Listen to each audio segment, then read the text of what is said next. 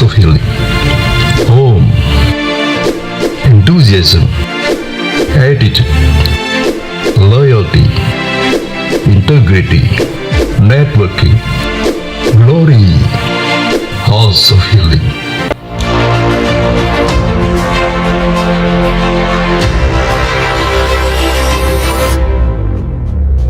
Shalom, selamat datang dan beribadah online bersama kami, GBI Pondok Indah. Karena kita di sini untuk beribadah, sebelum mulai, mari kita lihat tata ibadah online-nya.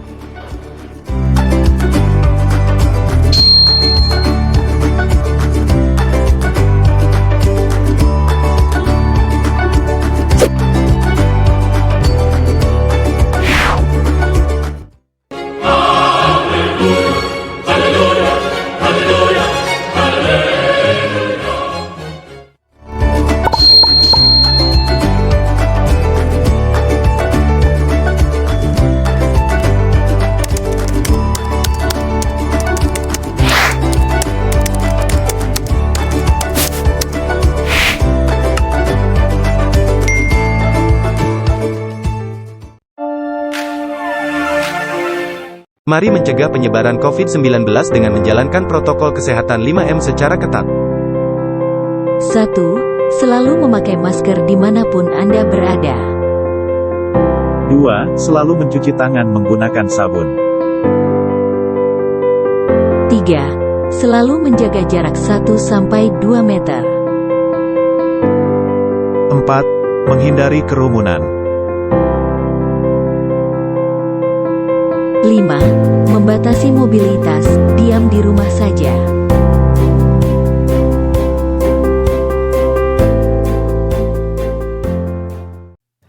Shalom bagi Bapak Ibu Saudara-saudari yang memberikan persembahan perpuluhan atau bantuan sosial bisa memberikan melalui nomor-nomor rekening berikut ini.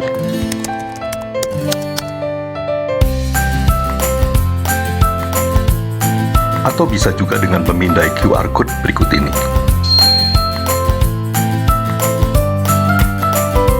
Setelah itu mohon mengirimkan tanda bukti transfer melalui WhatsApp untuk administrasi ke Ibu Yanti, Sekretariat. Terima kasih, Tuhan Yesus memberkati.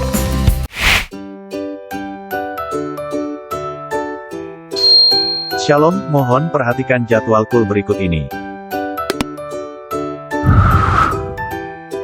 Kul pria, setiap hari Jumat, jam 7 malam. Kul wanita, setiap hari Selasa, jam 2:30 sore.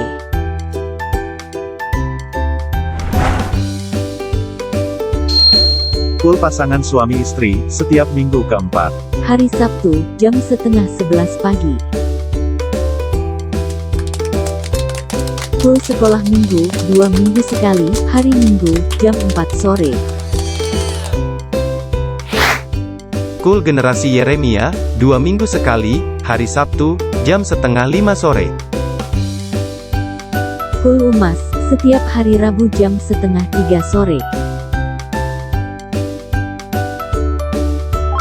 Kul Pro NBIS, setiap minggu kedua dan keempat. Hari Kamis, jam 7:30 malam. Tetap berkomunitas di dalam Tuhan.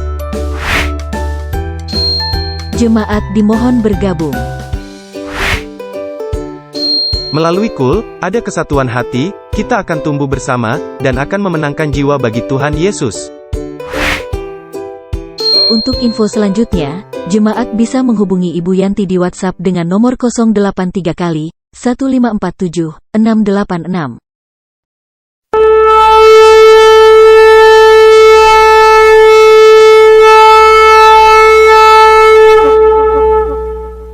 Apa yang dimaksud dengan Pentakosta ketiga?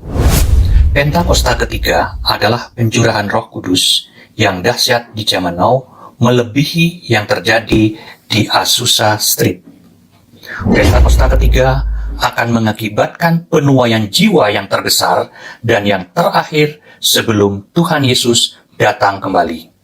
Pentakosta ketiga akan membangkitkan generasi Yeremia, yaitu anak-anak muda yang dipenuhi Roh Kudus, cinta mati-matian kepada Tuhan Yesus, tidak kompromi terhadap dosa, dan akan bergerak untuk memenangkan jiwa. Pentakosta ketiga lahir di Indonesia dan bergerak ke bangsa-bangsa. Gerakan ini dari timur ke barat dan akan kembali ke Yerusalem. Pentakosta ketiga akan memberikan kuasa untuk menyelesaikan amanat agung, dan setelah itu Tuhan Yesus datang kembali.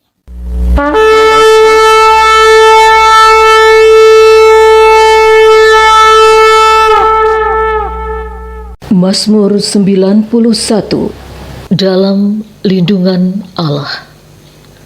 Orang yang duduk dalam lindungan yang maha tinggi dan bermalam dalam naungan yang maha kuasa akan berkata kepada Tuhan, tempat perlindunganku dan kubu pertahananku, Allahku yang kupercayai. Sungguh, dialah yang akan melepaskan engkau dari jerat penangkap burung, dari penyakit sampar yang busuk. Dengan kepaknya ia akan menudungi engkau, di bawah sayapnya engkau akan berlindung. Kesetiaannya ialah perisai dan pagar tembok. Engkau tak usah takut terhadap kedahsyatan malam, terhadap panah yang terbang di waktu siang, terhadap penyakit sampar yang berjalan di dalam gelap, terhadap penyakit menular yang mengamuk di waktu petang. Walau 1.000 orang rebah di sisimu dan 10.000 di sebelah kananmu, tetapi itu tidak akan menimpamu. Engkau hanya menontonnya dengan matamu sendiri dan melihat pembalasan terhadap orang-orang fasik. Sebab Tuhan ialah tempat perlindunganmu. Yang maha tinggi telah kau buat tempat perteduhanmu. Malapetaka tidak akan menimpa kamu, dan tulah tidak akan mendekat kepada kemahmu. Sebab malaikat-malaikatnya akan diperintahkannya kepadamu untuk menjaga engkau di segala jalanmu. Mereka akan menatang engkau di atas tangannya, supaya kakimu jangan terantuk kepada batu. Singa dan ular tedung akan kau langkahi, engkau akan menginjak anak singa dan ular naga. Sungguh, hatinya melekat kepadaku, maka aku akan meluputkannya, aku akan membentenginya, sebab ia mengenal namaku.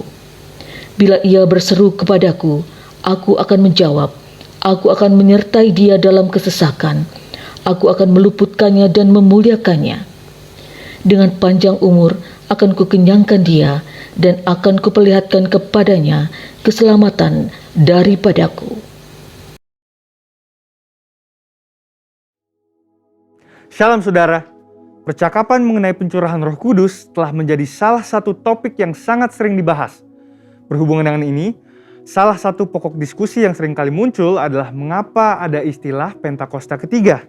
Bukankah peristiwa Pentakosta merupakan sebuah peristiwa final, unik, dan spesifik yang tidak mungkin terulang kembali?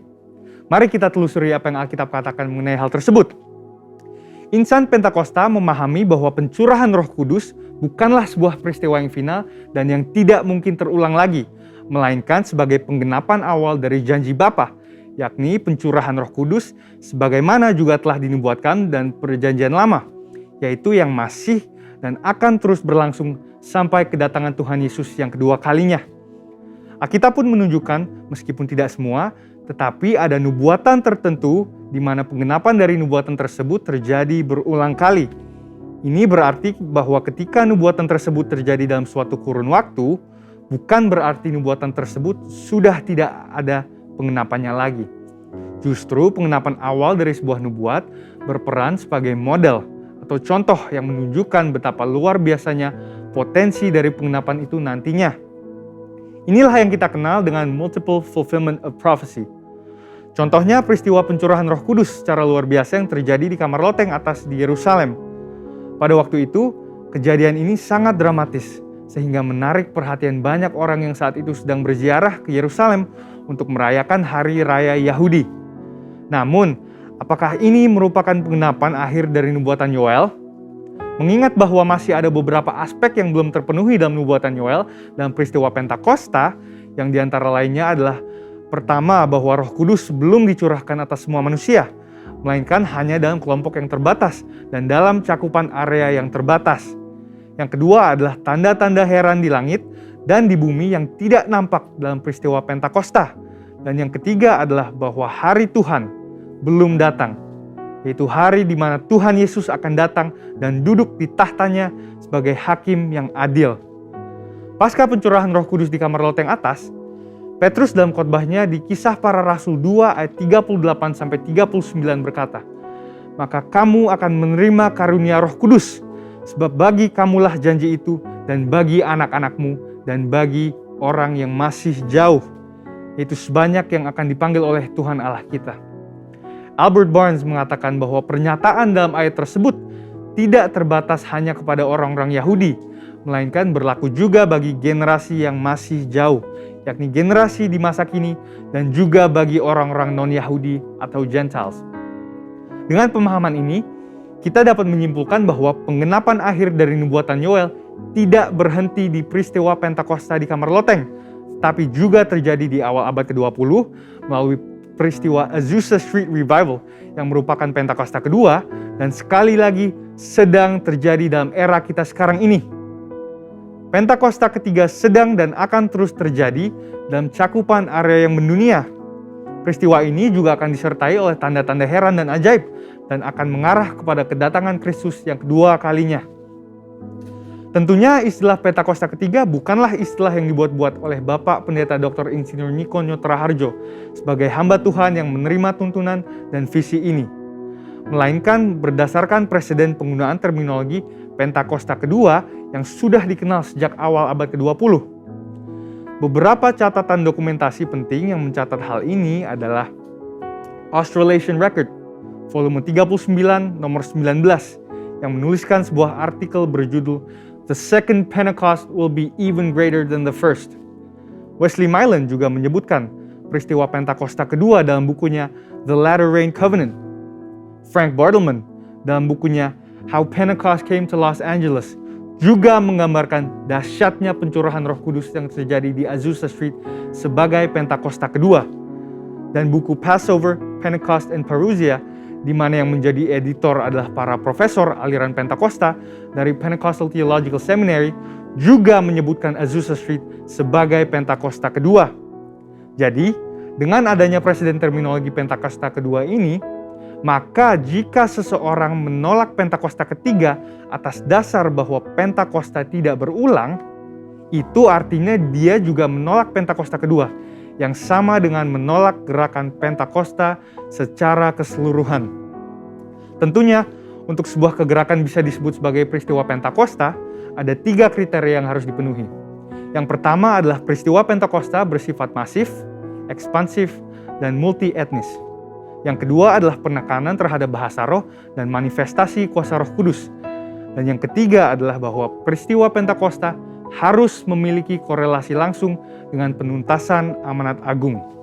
Dengan itu, kita percaya bahwa pencurahan Roh Kudus yang terjadi di Yerusalem pada awal abad pertama dan Azusa Street pada awal abad ke-20 sedang dan akan terus terjadi dalam skala yang jauh lebih besar dan dahsyat pada zaman ini, sampai amanat agung diselesaikan dan Tuhan Yesus datang kembali. Amin. Saudara, untuk penjelasan lebih lengkapnya dari tim teologi kami, silahkan buka link yang ada di atas atau scan QR Code yang tersedia. Salam integritas dan Tuhan Yesus memberkati.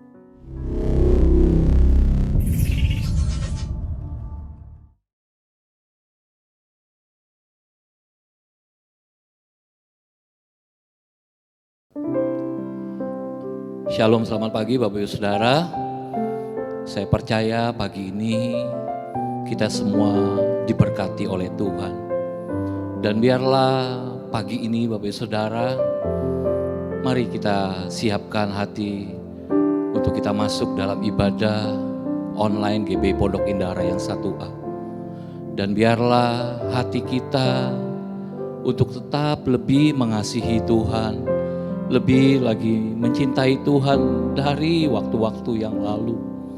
Dan saya percaya ketika kasih yang mula-mula itu nyata dalam hidup setiap kita, maka perjalanan hidup kita di hari-hari yang akan datang, Tuhan pasti menyertai dan Tuhan pasti menolong kita.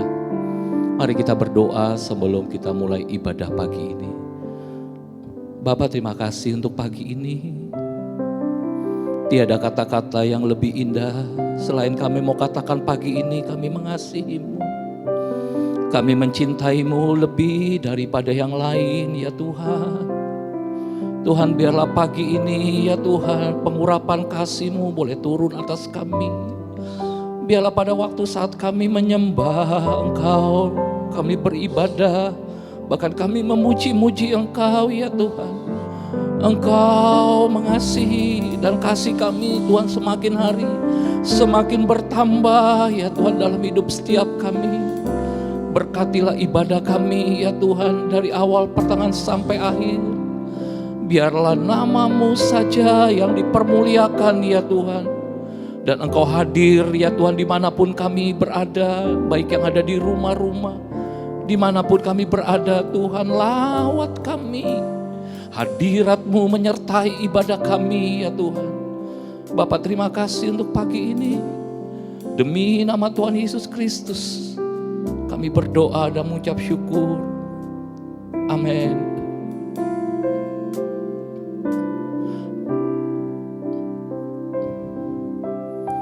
Mari katakan, aku ingin memiliki.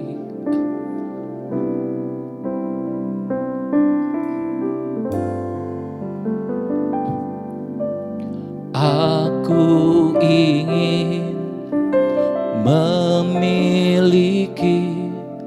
hati yang seperti-Mu.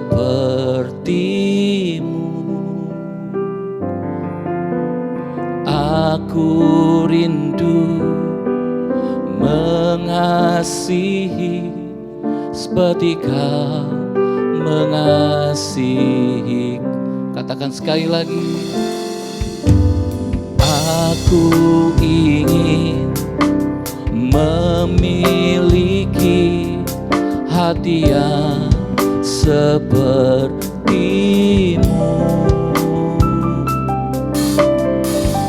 Aku rindu mengasihi seperti Kau mengasihiku. Biar ku memuliakan nama-Mu seumur hidupku, dan mengasihi-Mu lebih dari yang lalu. Biar ku menyenangkan hati-Mu sepanjang hayatku. Yesus, ku cinta selamanya. Mari Bapak Ibu Saudara lebih lagi katakan, aku ingin memiliki hati yang seperti-Mu.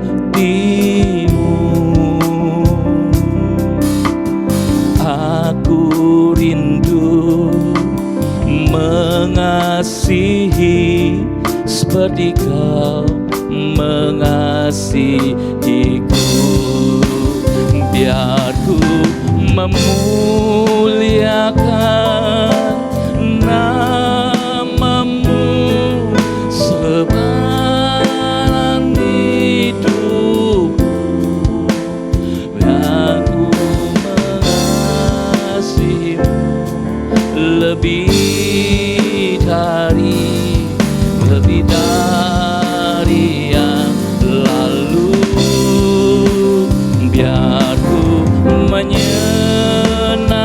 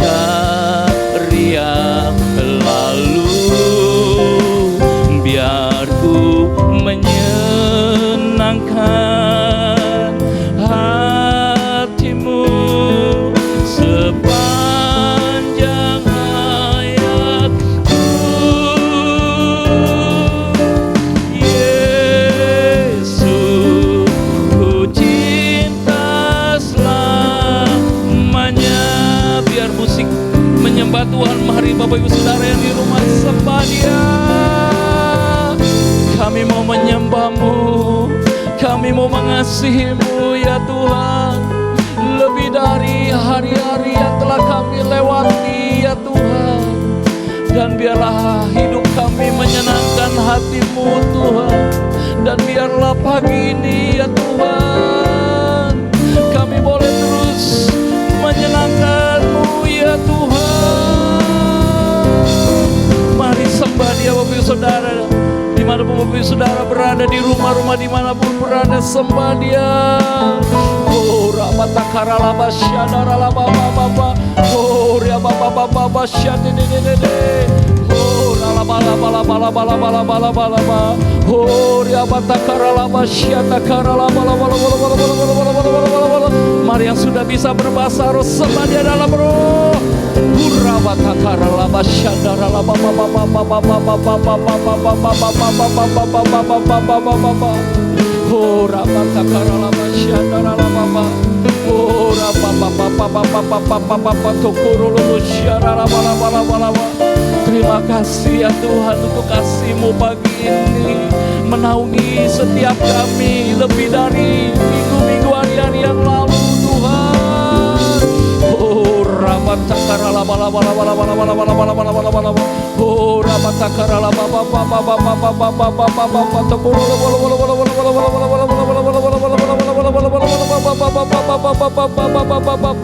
syandara baba baba baba baba baba. Oh rababababababababababababababababa. Katakan sekali lagi, biarkan ku memuliakan nama-Mu seumur hidupku,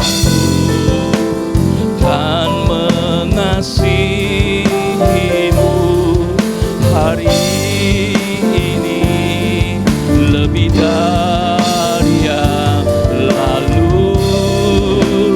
Biar ku menyenangkan hati-Mu sepanjang hayatku. Yesus, ku cinta selama. Yesus, ku cinta. Yesus, ku cinta selamanya.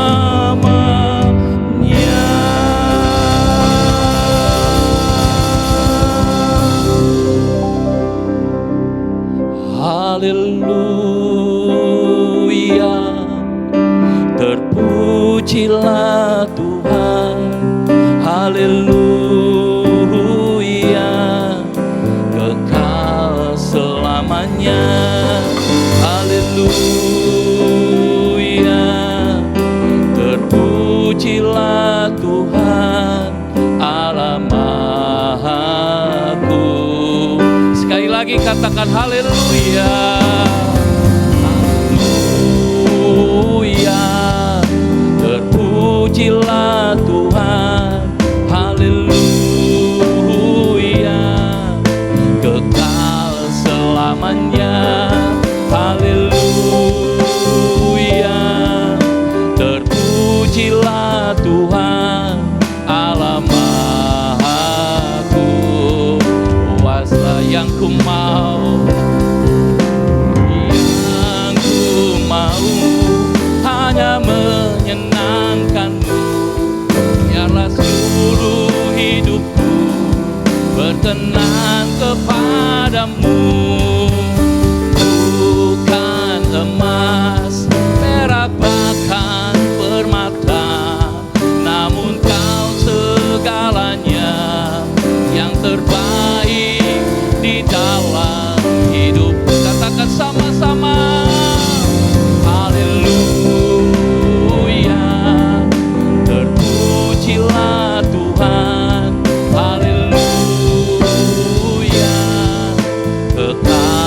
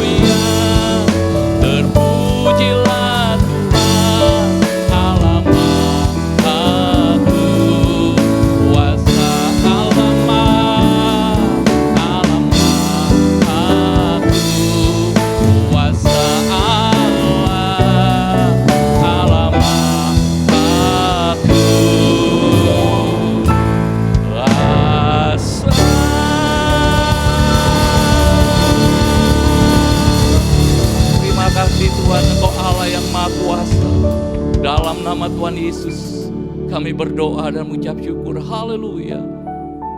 Amin.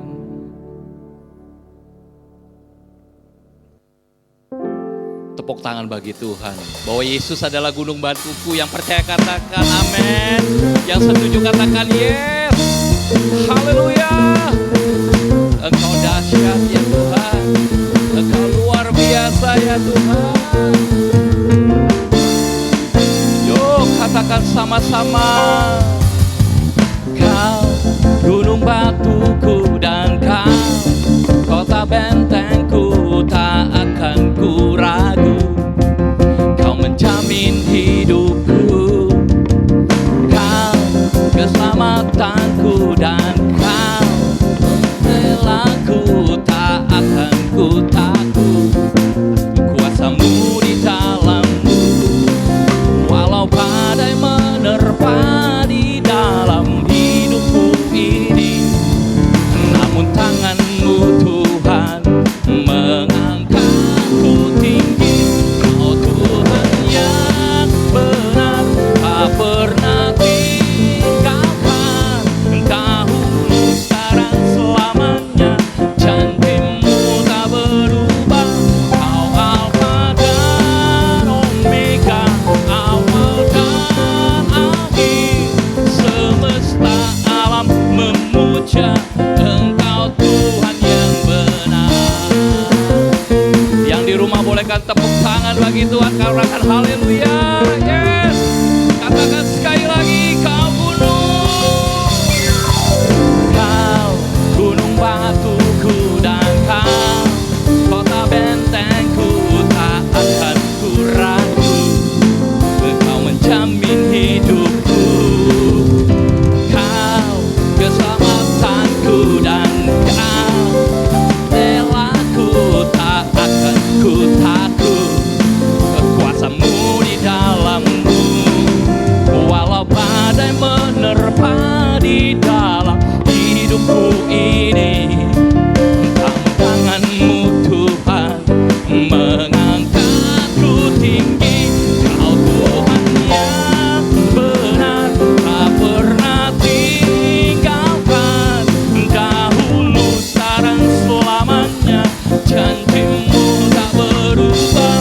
Kau Alfa dan Omega, awal dan akhir.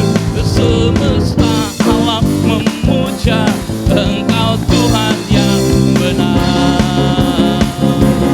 Yes, haleluya.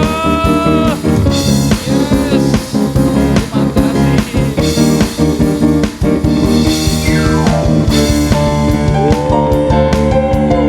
haleluya. Oh dahsyat. Terima kasih ya Tuhan. Walau badai menerpa di dalam hidupku ini, namun tanganmu Tuhan mengangkatku tinggi. Benar, tak pernah tinggalkan. Dahulu sekarang selamanya, janjimu tak berubah. Alfa dan Omega, awal dan akhir. Semesta alam memuja Engkau Tuhan yang benar. Semesta alam memuja, semesta alam memuja, semesta alam memuja Engkau Tuhan yang benar.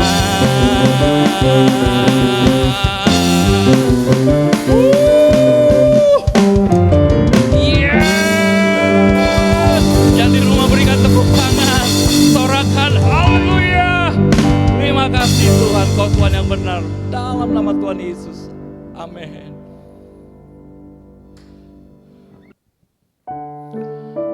Mari Bapak Ibu Saudara, kita siapkan hati kita untuk firman Tuhan pagi ini.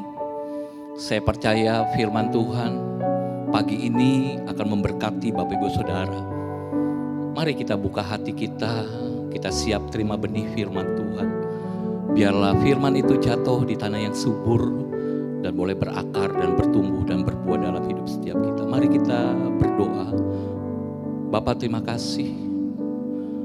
Kami mau katakan pagi ini, kami sayang, kami cinta Engkau ya Tuhan. Kami rindu ya Tuhan, lewat firman-Mu Kau berbicara, berkata-kata dalam hati kami. Engkau segala-galanya, kami perlu Engkau, kami perlu firman Tuhan dalam hidup setiap kami.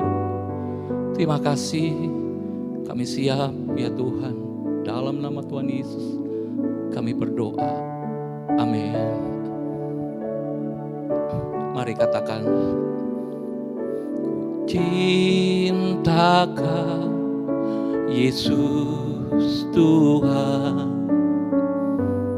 Kau kekasih jiwaku, ku perlu Kau Yesus Tuhan, Kaulah napas hidupku. Katakan sekali lagi, ku cinta Kau Yesus Tuhan, Kau kekasih jiwaku.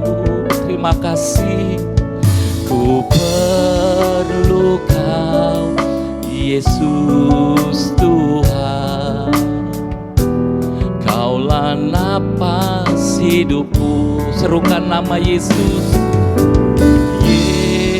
Yesus, Yesus, Kau yang ku rindu.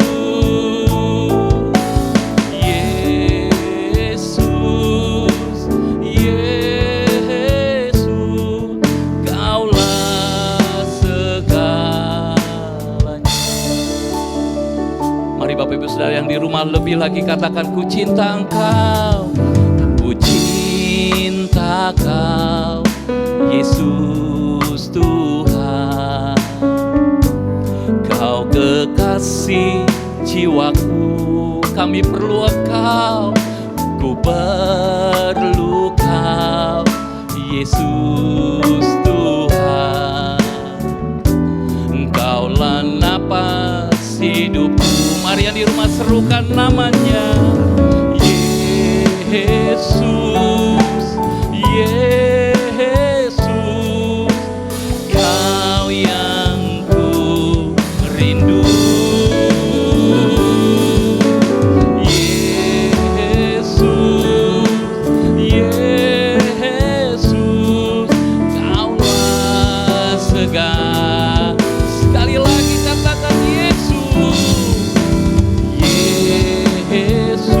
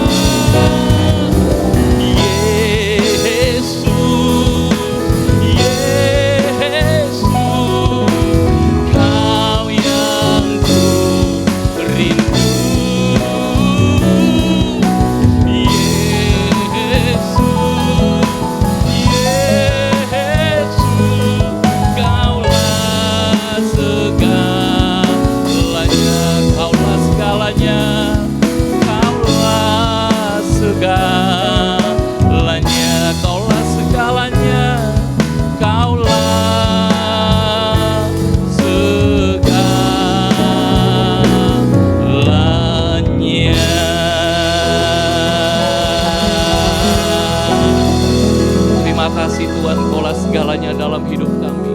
Demi nama Tuhan Yesus kami berdoa. Amin.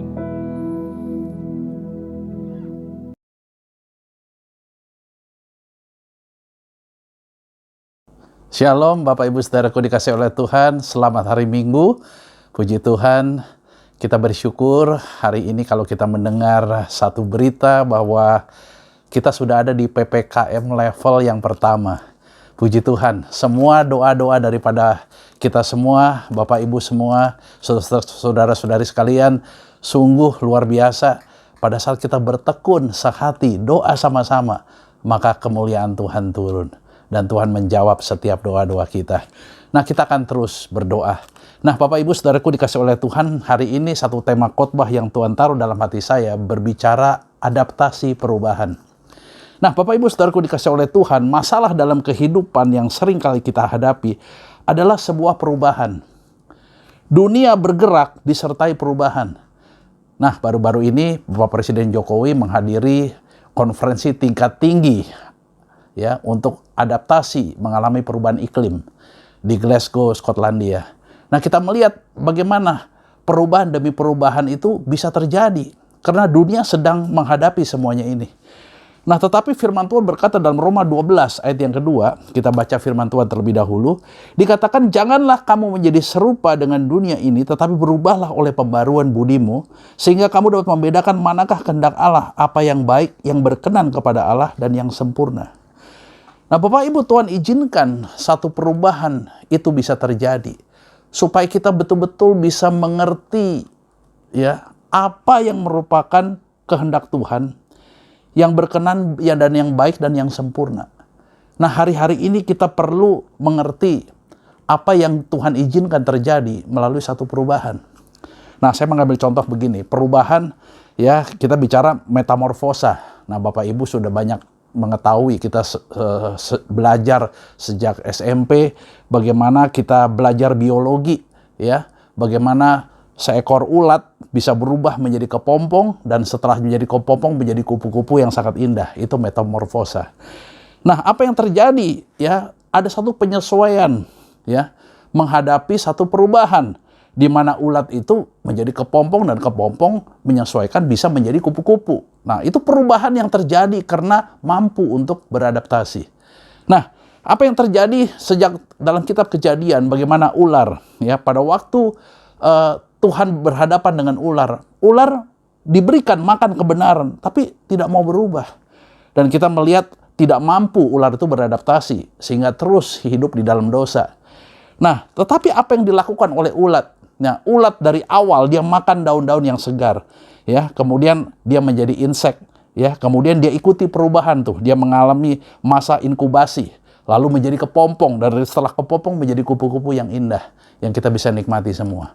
Nah, ini sesuatu yang Tuhan kerjakan hari-hari ini. Memang Tuhan sedang bawa satu pada perubahan. Ya, kita sempat berdoa puluhan tahun yang lalu. Bagaimana kita berdoa terus, Tuhan, nyatakan kemuliaan-Mu melalui 5 jawatan Allah seperti apa yang dalam Alkitab. Dan Tuhan buat segala sesuatu terjadi. Sehingga ada pelayanan 5 jawatan Allah. Ada pelayanan rasul, pelayanan nabi, pelayanan penginjil, pengembalaan, dan juga pengajar. Nah, itu terjadi. Nah, doa kita banyak dijawab. Tetapi kenapa kita hari-hari ini tiba-tiba kaget ya? Sesuatu yang tidak bisa ditunda dan itu harus terjadi. Nah, gereja berubah, tiba-tiba tembus tembok ya, pelayanan bukan ibadah hari Minggu kita datang di sebuah gedung, tapi pelayanan melalui media online. Ya, nah puji Tuhan hari-hari ini sudah mulai ada yang media pelayanan onsite. Puji Tuhan. Tetapi kita melihat satu pelajaran yang Tuhan buat melalui satu perubahan ini adalah pelayanan yang saya dapat katakan satu perubahan yang sangat tajam sehingga dapat mengubah dunia ini, sehingga bagaimana kebenaran itu disebarluaskan sampai seluruh dunia mengalami penjumpaan dengan Tuhan. Ini sesuatu maksud Tuhan yang luar biasa. Nah, Bapak Ibu Saudaraku, sewaktu kita mengalami melalui satu proses ya, saya melihat tadi bagaimana ulat menjadi kepompong dan menjadi kupu-kupu. Pada saat proses itu sedang dibentuk jadi kepompong, jangan sampai itu dipotong, tapi harus disubstitusi. Itu yang harusnya, sehingga bisa menjadi kupu-kupu yang indah. Bayangin kalau waktu jadi ulat, pas mau jadi kepompong langsung dipotong, nggak bisa mengalami jadi kupu-kupu. Nah, kita perlu bagaimana beradaptasi, mengantisipasi adaptasi satu perubahan. Ini penting sekali. Nah, waktu kita menjalani proses, ya ini bukan soal sesuatu yang gampangan. Kekristenan bukan soal gampangan, ya. Bukan Tuhan mau kita menjadi camper, tapi Tuhan mau kita menjadi climber. Pada saat kita mengalami satu perubahan, satu tekanan, kita beranjak terus untuk sampai ke puncak. Nah, ini respon yang benar seperti ini.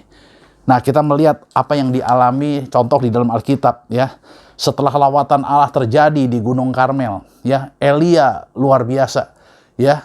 Waktu itu api Tuhan turun karena dia berdoa, ya. Dan api Tuhan turun dan memakan habis semua korban bakaran. Sehingga 1 Raja-Raja 18 ayat 39, seluruh rakyat melihat kejadian itu lalu sujud berkata kepada Tuhan, "Dialah Tuhan, Tuhan dialah Allah." Dan 450 nabi Baal disembelih pada waktu itu. Nah, kita melihat sesuatu pekerjaan kemuliaan Tuhan yang dahsyat. Tetapi apa yang terjadi dalam 1 Raja-Raja 19? Tiba-tiba terjadi ada Isabel pada waktu itu. Sehingga apa yang dilakukan oleh Isabel mengejar Elia. Bahkan Elia sangat ketakutan pada waktu itu, ya, karena mau dibunuh sama Isabel. Apa yang terjadi dalam 1 Raja-Raja 19 ayat yang keempat, dia sampai merasa loneliness. Ya, sepertinya hidup itu seperti di masa pandemi yang kita alami sekarang ini. Ya, seperti ada sampai Elia mengalami satu titik frustrasi, depresi yang paling berat pada waktu itu. Sampai dia katakan, "Aku ingin mau mati aja dah rasanya." Seperti itu. Nah, apa yang Tuhan izinkan terjadi? Ya, Tuhan bisa pakai apa saja Bapak Ibu. Ya, termasuk pandemi ini. Untuk apa? Untuk memurnikan gerejanya. Ya, supaya kita berubah, semakin segambar dan serupa dengan Kristus. Kita melihat bagaimana yang dialami beberapa bulan terakhir ini Bapak Ibu. Ya, kita melihat dari tahun lalu pemuritan berjalan beda dengan bukan seperti dalam ibadah hari Minggu, tapi justru lebih aktif di kelompok-kelompok sel, di rumah-rumah, di kul-kul kita yang ada. Dan kita melihat bagaimana murid-murid itu dibentuk, mereka terbang tinggi. Ya, walaupun dalam keadaan stres, dalam keadaan sempit, tapi mereka bisa naik terus lebih tinggi dan melihat pandangan yang lebih luas dan semakin indah. Bukankah ini sesuatu yang dahsyat? Ya, kita sering dilatih supaya ada selalu dalam tingkat ketinggian yang Tuhan tetapkan, Bapak Ibu Saudaraku, yaitu banyak di dalam kul-kul dan menara doa. Ini yang Tuhan izinkan terjadi. Nah, 2 Korintus 3 ayat 18, kita buka dulu firman Tuhan. 2 Korintus 3 ayat 18. Apa yang Tuhan izinkan melalui satu perubahan yang terjadi, ya. Kita buka di dalam 2 Korintus 3 ayat 18. Demikian firman Tuhan katakan, "Dan kita semua mencerminkan kemuliaan Tuhan dengan muka yang tidak berselubung, dan karena kemuliaan itu datangnya dari Tuhan yang adalah Roh, maka kita diubah menjadi serupa dengan gambarnya dalam kemuliaan yang semakin besar." Nah, kemuliaan Tuhan turun dalam satu bentuk perubahan. Untuk apa Bapak Ibu? Supaya kita semakin serupa dengan gambarnya. Ini yang Tuhan izinkan terjadi. Ya, dan kita melihat bagaimana Paulus di Korintus pada waktu itu. Ya, banyak berhala, tapi juga ada pengajaran yang keras. Sehingga mereka diubahkan untuk menjadi serupa, segambar dengan Kristus. Nah, bangsa Israel, saya tahu Bapak Ibu, ya, banyak mengalami kegagalan pada waktu masuk tanah Kanaan. Kenapa? Karena tidak mau berubah, tidak mau beradaptasi.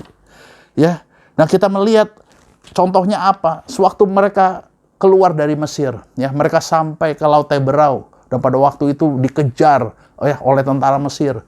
Tapi Tuhan selamatkan melalui Musa, yang mengulurkan tangan tongkat itu, ya, dan laut terbelah, kemudian diulurkan lagi tongkat itu, laut lalu tertutup. Begitu banyak, ya, keselamatan yang Tuhan buat terhadap bangsa Israel. Tetapi apa yang terjadi? Ya, waktu bangsa Israel menuju ke Mara pada waktu itu, setelah keluar dari Laut Teberau, tetap nggak berubah mentalnya, tetap bersungut-sungut. Ya kan, itu udah ada di dalam Keluaran 15 ayat 22-27, waktu mereka 3 hari tidak mendapatkan air di padang gurun Syur. Ya, mereka bersungut-sungut, mereka mau kembali lagi ke Mesir. Ya, nah Bapak Ibu, ini justru yang terjadi. Ya, hanya 2 orang yang masuk tanah perjanjian, yaitu Yosua dan Kaleb. Kenapa? Karena kedua orang ini mampu untuk beradaptasi terhadap satu perubahan. Nah, Bapak Ibu Saudaraku dikasih oleh Tuhan, pertanyaannya hari ini, di dalam ibadah hari Minggu ini, ya, Tuhan bicara kepada kita semua, maukah kita berubah? Ya, artinya apa? Harus ada penyesuaian. Saat kita masuk dalam satu perubahan, maukah kita tetap bersyukur dan percaya bahwa Tuhan pegang kendali dari semuanya ini? Yang setuju katakan amin. Nah, memang Bapak Ibu, untuk kembali dari Israel ke Mesir mudah, cuma 1 malam. Tapi untuk dari Mesir ke tanah perjanjian itu butuh waktu, sesuatu yang sangat sulit, nggak mudah. Satu proses yang kita lewati seperti bangsa Israel 40 di padang gurun. Nah, hari ini kita perlu mengerti Bapak Ibu ya, ada dua macam perubahan yang Tuhan izinkan terjadi, dan ini berbicara sangat kuat untuk gereja Tuhan di tempat ini. Nah, kita akan melihat dua macam perubahan apa yang Tuhan rindukan terjadi buat anak-anak Tuhan. Yang pertama, perubahan mentalitas. Ya. Tuhan mau kita punya mentalitas, bukan mentalitas budak, tapi mentalitas anak. Ya, maaf Bapak Ibu, saya harus katakan demikian. Kenapa? Karena bangsa Israel itu jadi budak 420 tahun di Mesir. Ya. Dan walaupun mereka merdeka, tetapi mereka masih tetap mental budaknya nggak berubah. Nah, oleh karena itu, Bapak Ibu, kita perlu tahu ya, bagaimana setelah tadi dibicarakan, ya, diceritakan dari Laut Teberau, ya, mereka mau masuk ke tanah Kanan, mereka melewati Mara, tapi mereka tetap masih bersungut-sungut. Ya, padahal Tuhan selalu menyertai, ya, tetapi tidak ada satu ucapan syukur apapun, ya. Nah, firman Tuhan katakan 2 Korintus 5 ayat 17, ya, kita baca 2 Korintus 5 ayat 17. Tuhan katakan begini, jadi siapa yang ada di dalam Kristus, ia adalah ciptaan baru, yang lama itu sudah berlalu, sesungguhnya yang baru sudah datang. Jadi berarti firman Tuhan mengingatkan kepada kita, ya, bahwa kita harus adakan penyesuaian Bapak Ibu, adaptasi terhadap satu perubahan. Karena yang lama itu sudah berlalu, yang baru itu sudah datang. Nah, kita bisa berubah. Adakan satu penyesuaian, ya. Dan saya percaya pada saat kita lakukan itu, kita akan seperti Yosua dan Kaleb masuk tanah perjanjian. Ya, ada begitu banyak bangsa Israel yang nggak masuk. Karena apa? Karena tidak mau beradaptasi terhadap satu perubahan. Nah, hari ini kita belajar sesuatu dari Tuhan. Ya, adakah kita siap untuk mengalami satu perubahan mentalitas? Kenapa? Bapak Ibu, saya perlu jelaskan di sini bahwa Bapa di surga, dia datang untuk anak, bukan untuk budak.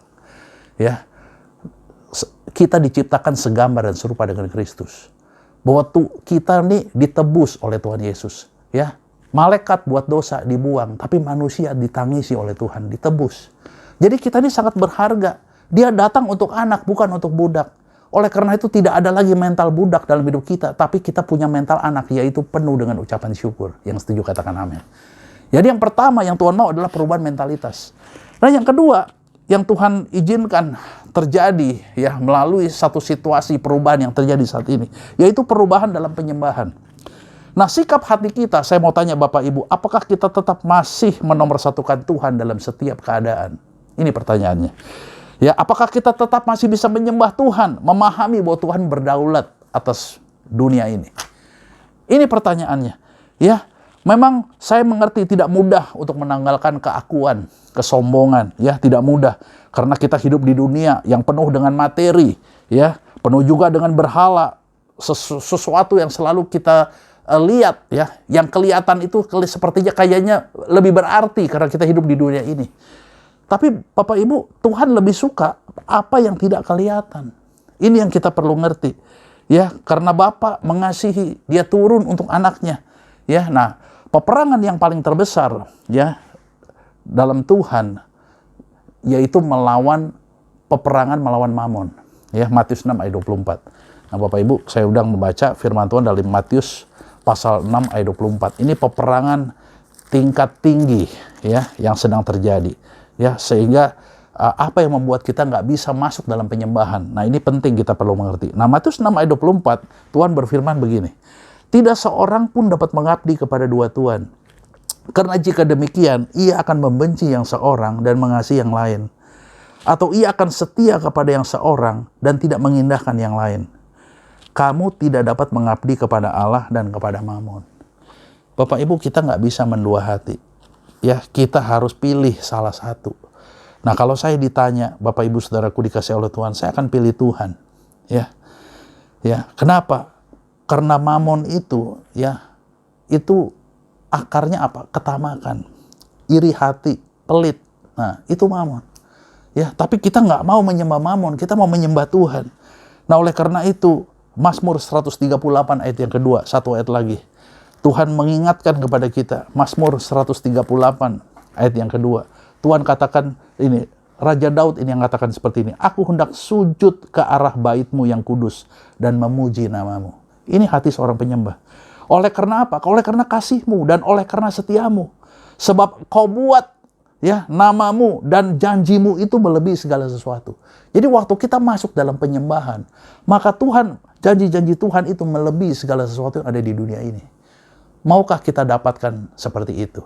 Waktu kita masuk dalam pujian, penyembahan, keintiman kita pada Tuhan, maka ada janji-janji Tuhan yang luar biasa yang Tuhan buat. Yang setuju katakan amin.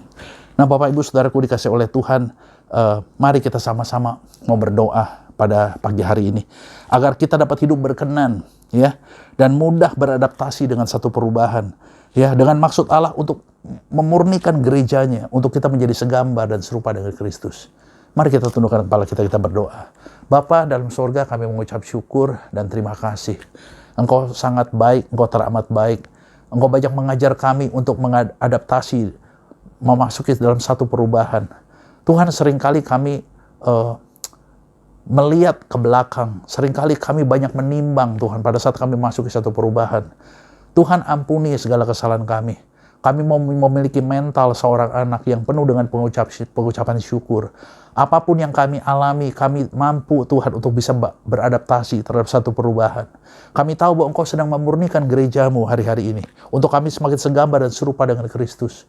Tuhan, Engkau sedang increase level kami, Tuhan, untuk kami semakin dewasa di dalam Engkau. Tuhan, ampuni kalau kami masih sempat bersungut-sungut menghadapi satu perubahan ini. Tapi kami mau janji sama Tuhan, kami mau bukan punya mental budak, tapi kami punya mental anak. Ampuni segala kesalahan kami ya Bapa. Dan kami siap Tuhan untuk mengalami kemuliaan Tuhan yang lebih lagi. Dengan pengucapan syukur kami. Dan kami mau terus menyembah hanya kepada Engkau Tuhan. Bukan kepada mamon, bukan kepada apa yang di dunia ini. Tuhan, Engkau mengizinkan segala sesuatu terjadi. Untuk sesuatu yang besar, sesuatu yang dahsyat. Terima kasih ya Tuhan, kami harus melewati keadaan pandemi ini. Tapi kami percaya bahwa Engkau turut bekerja dalam segala sesuatu mendatangkan kebaikan. Kami akan terus pegang janji-Mu. Dan kami tidak mau berubah. Kami mau tetap menomorsatukan Tuhan lebih di atas segalanya. Terima kasih Tuhan untuk pagi hari firman-Mu yang singkat. Tapi kami semua Tuhan hari ini, kami mau bersama-sama terus Tuhan berharap hanya kepada Tuhan. Dan rohani kami akan terus menjadi dewasa. Dan kami terus Tuhan di dalam penyertaan Tuhan yang sempurna. Terima kasih Tuhan untuk pagi hari ini. Di dalam nama Tuhan Yesus, kami berdoa dan mengucap syukur. Haleluya. Amin.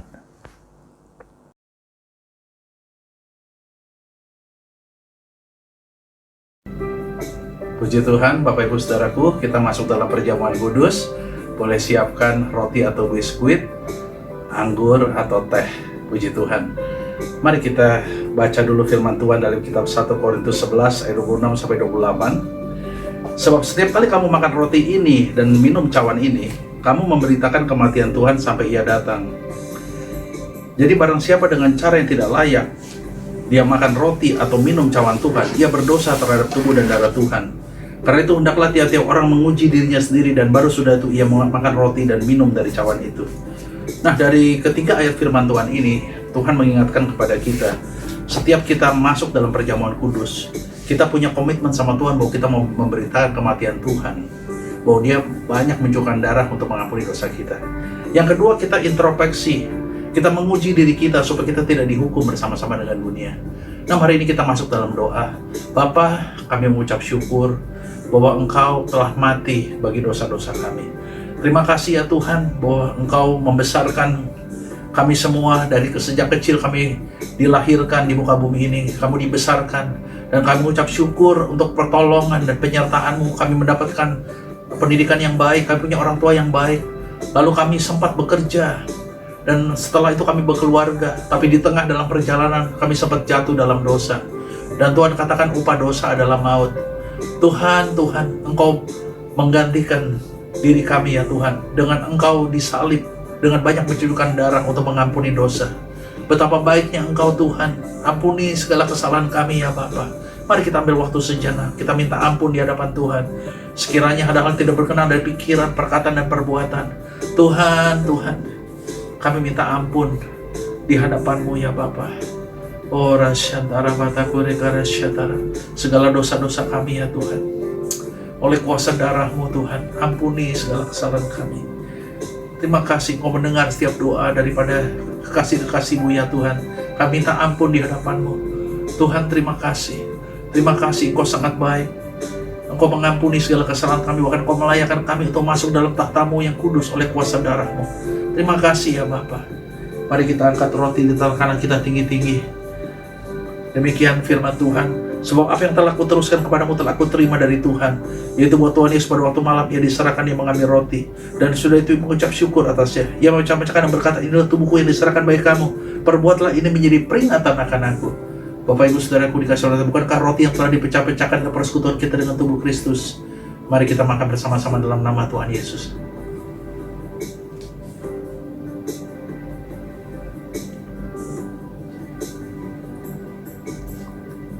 Mari kita angkat cawan di tangan kanan kita tinggi-tinggi. Demikian juga ia mengambil cawan dan sudah makan lalu berkata, cawan ini perjanjian baru yang diperteraikan oleh darahku. Perbuatlah ini setiap kali kamu meminumnya menjadi peringatan akan aku. Bapak Ibu Saudaraku dikasih oleh Tuhan, bukankah anggur yang di atas kita ucapkan syukur adalah persekutuan kita dengan darah Kristus? Mari kita minum bersama-sama dalam nama Tuhan Yesus. Puji Tuhan. Terima kasih ya Bapa. Terima kasih untuk penyertaan-Mu. Terima kasih untuk kasih karunia. Kami bersyukur ya Tuhan untuk firman-Mu hari ini ya Bapa. Untuk banyak mengajar kami, untuk kami bisa mampu beradaptasi terhadap satu perubahan. Karena Engkau menghendaki, Engkau sedang memurnikan gereja-Mu hari-hari ini ya Tuhan. Oh, tetap tidak mengurangi pengucapan syukur kami di hadapan-Mu ya Tuhan.